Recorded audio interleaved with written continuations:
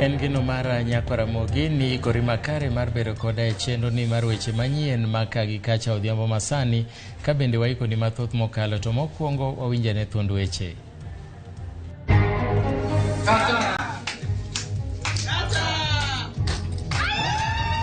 Ogai mar ODM Raila Odinga otelo ne chenro mar yaw kambi maloso mo kuon ma Kigoto mantiere kaunti ma Homa Bay. Lipot wacho ni le mag bunge mathoth osetho kaluwore kod oro masani okwako thoth gwenge ma pachoka ka piny owacho chano mar reso le modong'.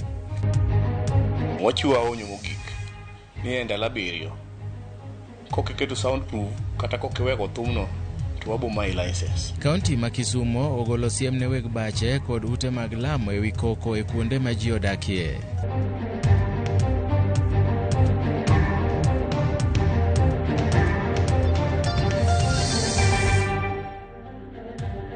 In gi thuolo mar oro note machok e laini maro mar ote machok ma en 3-600 machiegni nyinga Milton Ochieng Awuor.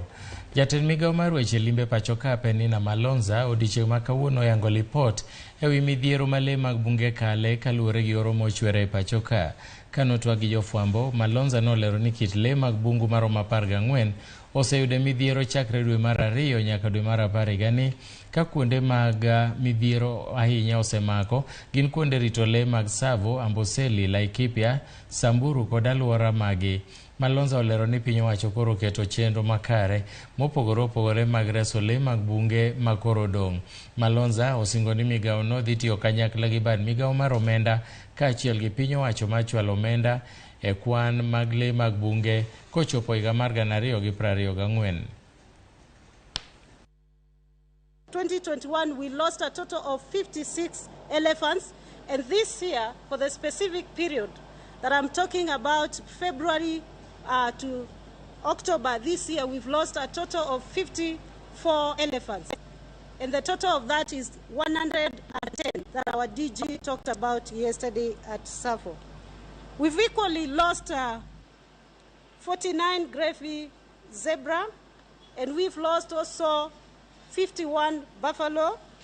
We've lost a total of 12 giraffe, segregated into 8 of them being reticulated giraffe and also 8 being Maasai giraffe. The most affected areas include Amboseli, Savo, Laikipia, Samburu ecosystems.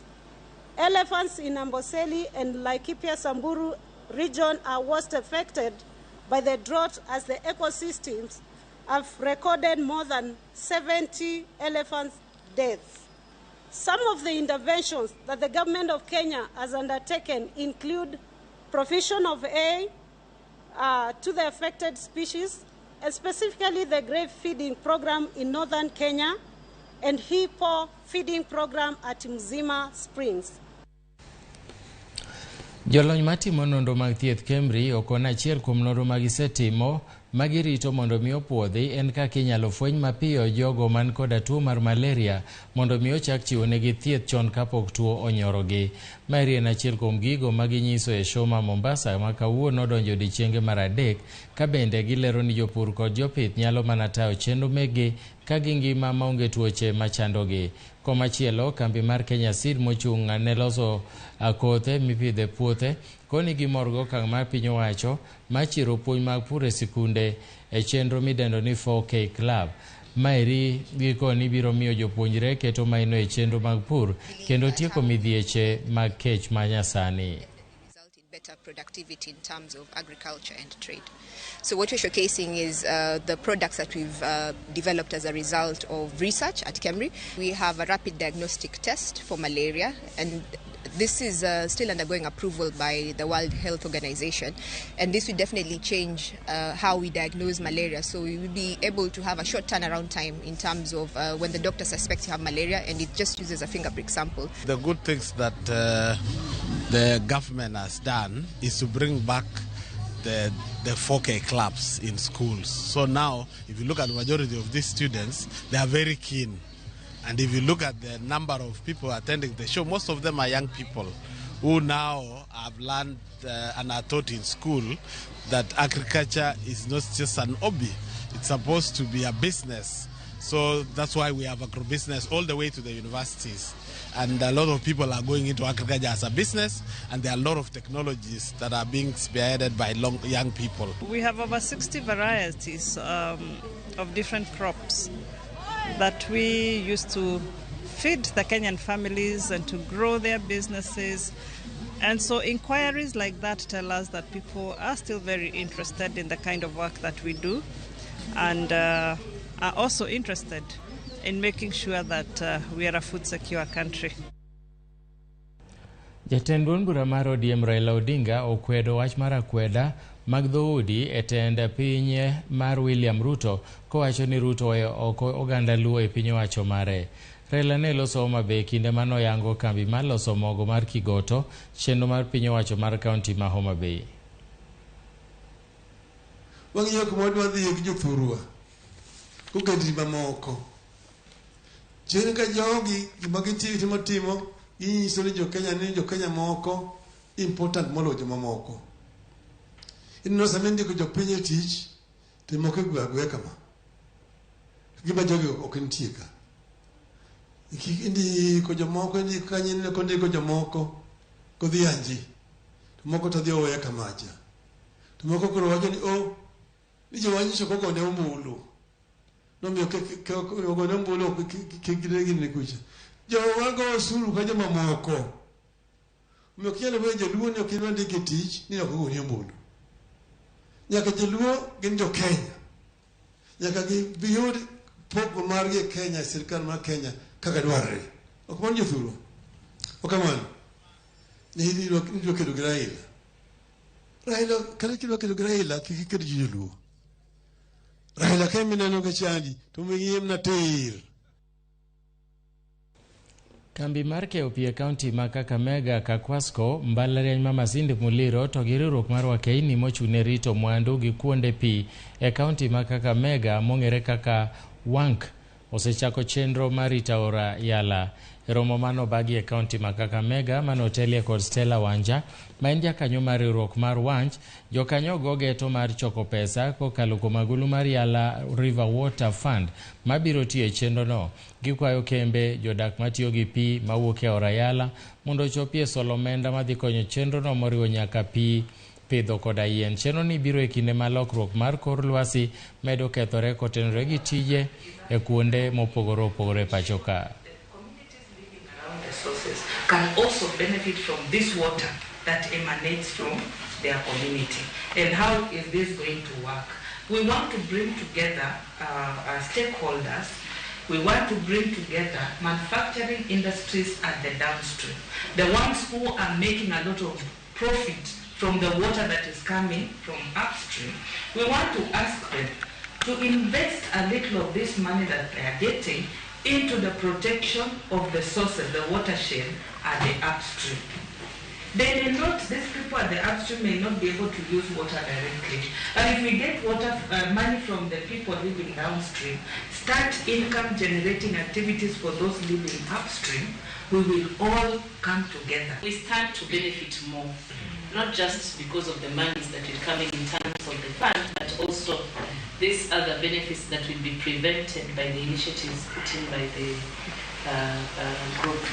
So we really welcome this, and that is why to me it's important that this gets documented well, and not just for this but also for our future use and other engagements. As you can know, climate change is there, and you watch the news and you see what is happening in other parts of the world. But in Africa we still have at least virgin forests which need to be protected because we are contributing a lot to the ecosystem of the world. I strongly feel that this project is good, and the counties involved should actually embrace it, particularly our county, because we depend on water from elsewhere.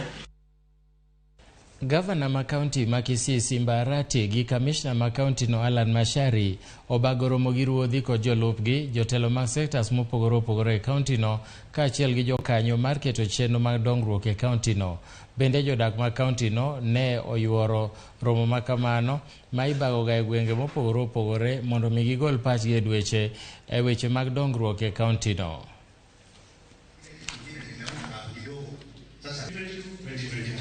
Hiyo inafanywaje because umechukua kwa kupingana na ufisadi. Okay, that was the back. Niko na barabara nimewaambia 70 Masuala ambayo tumekuja kuangalia leo katika jumba hili la Kibit ni masuala ambayo ni ya kisheria, yamewekwa katika katiba yetu. Ni mambo ya tunaita kwa kizungu public participation, kwamba ambayo haijafanyika kwa miaka 10 ambao tunataka tuipeleke kule chini mashinani kwa kutengeneza kitu kinaitwa CIDP, ambacho ni chombo muhimu cha kuweza kujua ni nini mwananchi wa kawaida anahitaji kufanyiwa na serikali ambayo ipo ofisini. Kwa hivyo nataka kusema kwamba nimefurahia tumekutana na machifu wote, assistant chief wote, ACC, DCC na county commissioner, ambao wametuhakikishia kwamba watapeana usaidizi wao wa kuweka mikutano hile, wananchi watoe maoni yao vile watakavyoendeshwa kwa miaka 5. Officers kazi yao ni kufacilitate.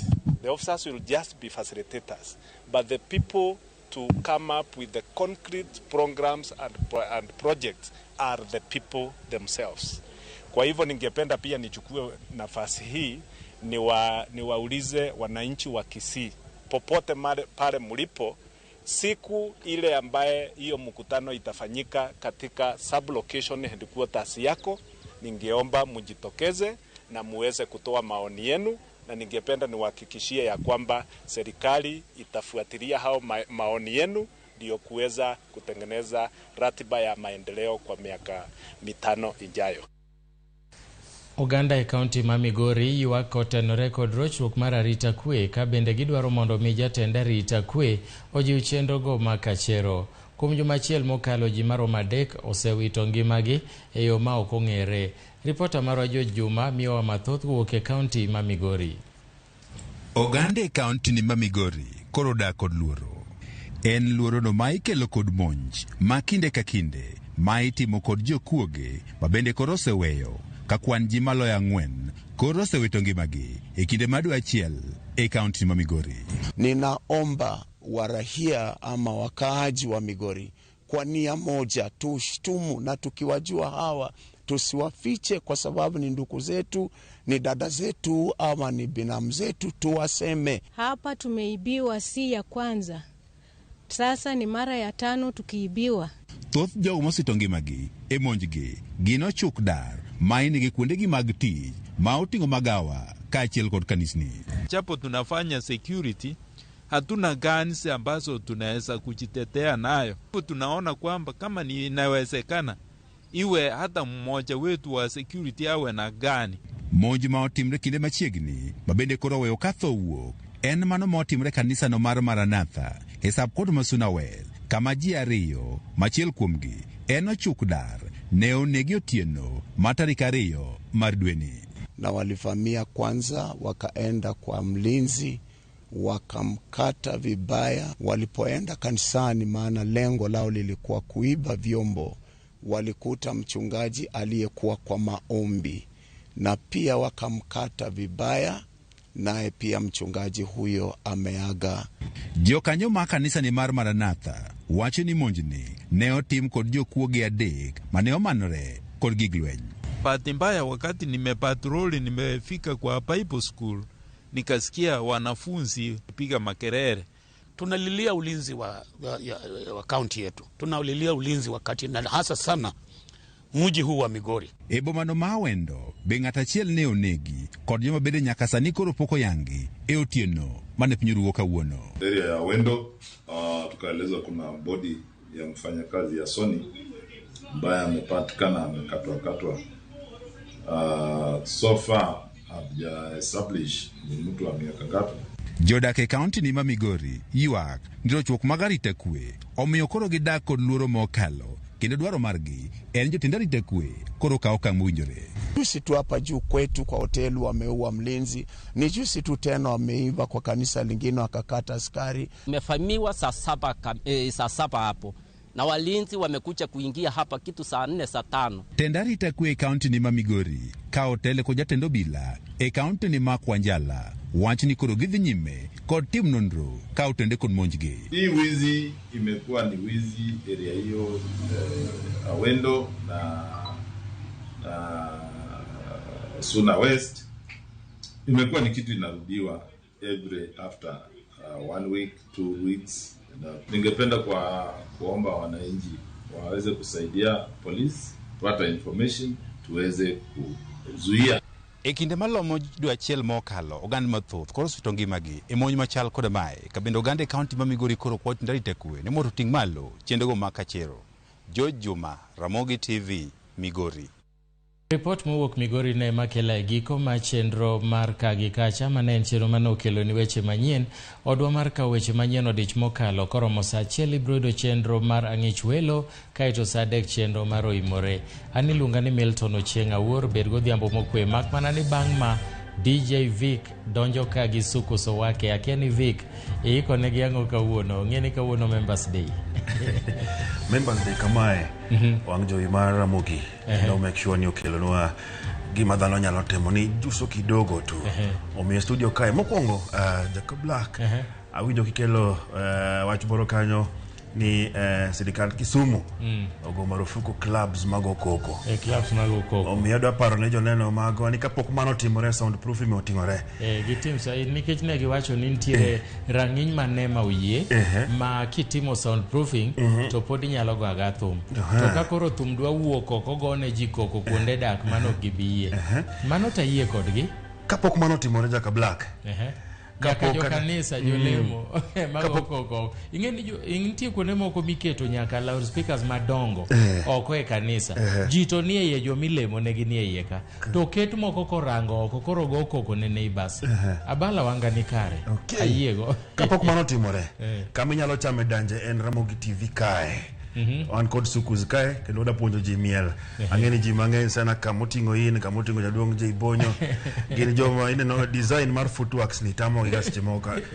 Kawuono e sukuz wake an kod nyadendi matin sana iketin sana lakini wacho ni da puonjo ji mielo sukuz kae ominya kromo ko jong kete mana kae bang' dakika machuok wachake achaka. Erokamano ahinya, beduru godhiambo mokwe.